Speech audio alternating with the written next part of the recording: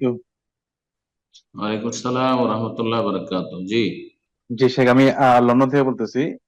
বলেন। আমার যে সমস্যা হচ্ছে সেটা হচ্ছে যে আহ, আমি ডিস্টার্ব ফিল করি অনেক বেশি, যে জিনের থেকে ডিস্টার্ব ফিল করি, এবং আমি ফিল করি যে আমার আশেপাশে কেউ একজন উপস্থিত। এমনকি যেটা ধরুন বাংলাদেশে হয় সেই নিউজটা আমার কাছে চলে আসে, বা আমি স্বপ্ন দেখে ফেলি।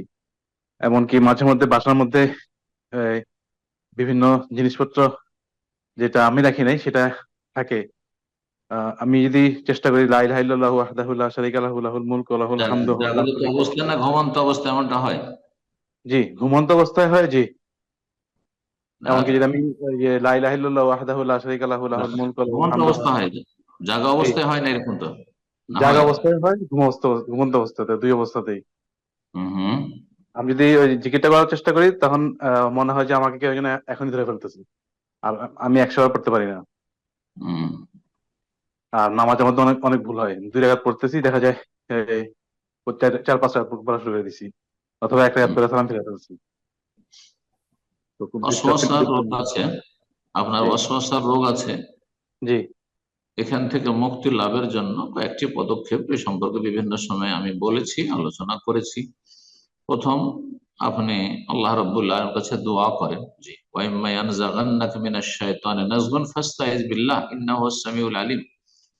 যদি শয়তানের পক্ষ থেকে কোন রকমের কুমন্ত্রণা ওয়াসওয়াসা দেওয়া হয়, ওয়াসওয়াসার শিকার, কুমন্ত্রণার শিকার, তাহলে তুমি আল্লাহর কাছে আশ্রয় কামনা করো। আউযু বিল্লাহি মিনাশ শাইতানির রাজিম, বেশি বেশি পড়ে আউযু বিল্লাহ, সংক্ষেপে আউযু বিল্লাহ। যখন এরকম আউযু বিল্লাহ, আউযু বিল্লাহি মিনাশ শাইতানির, আউযু বিল্লাহিস সামিউল আলিম মিনাশ শাইতানির রাজিম মিন হামজিহি ওয়া নাফখিহি ওয়া নাফসিহি। জি, এইভাবে আউযু বিকালিমাতিল্লাহি তাম্মাতি মিন শাররি মা খালাক।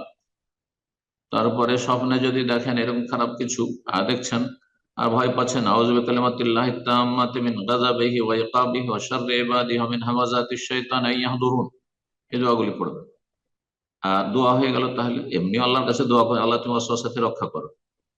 2 নম্বর হচ্ছে আপনি পবিত্রতা সুন্দরভাবে করবেন, ওযু সুন্দরভাবে করবেন, কিন্তু তাতেও যেন ওয়াসওয়াসার শিকার না হন।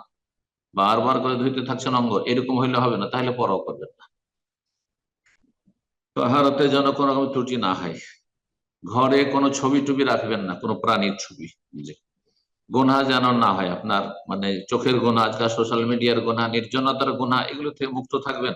পাপ থেকে মুক্ত থাকবেন, কারণ পাপ যত বাড়বে তত তত শয়তান সুযোগ পাবে, শয়তানের দাপট চলবে। আর তারপরে আরেকটি কাজ যেটা করবেন সেটা হচ্ছে, যখনই আপনার এরকম অস্বস্তা হচ্ছে, ভয় পাচ্ছে, পরোয়া করবেন না, না কিছুই হয়নি, আসলে সবসময় বলেন কিছুই হয়নি। হ্যাঁ, কিছুই হয়নি, আপনি আপনার গতিতে চলবেন। সন্দেহ হচ্ছে, আপনি ধরে নেন, কমটা ধরে নিয়ে বারবার যাবেন না। 3 না 4 পড়লাম, 3 ধরে নেন, আর তারপরে 1 পুরো পুরো করেন, আর সহসিদ্ধা করে নেন, আপনি আর পরোয়া করেন না। জি। এইভাবেই আপনি ওয়াসওয়াসা থেকে মুক্তি লাভের চেষ্টা করুন, আল্লাহ সহজ করুন। আমিন। আর সকাল সন্ধ্যার জিকির আজকার গুলি পড়ুন। সকাল সন্ধ্যার জিকির আজকার হচ্ছে আপনার জন্য তাহসিনাত, হ্যাঁ, সুরক্ষিত দুর্গ আপনার। সুতরাং আপনি সেগুলি নিয়মিত পালন করার চেষ্টা করবেন। আল্লাহ তৌফিক দান।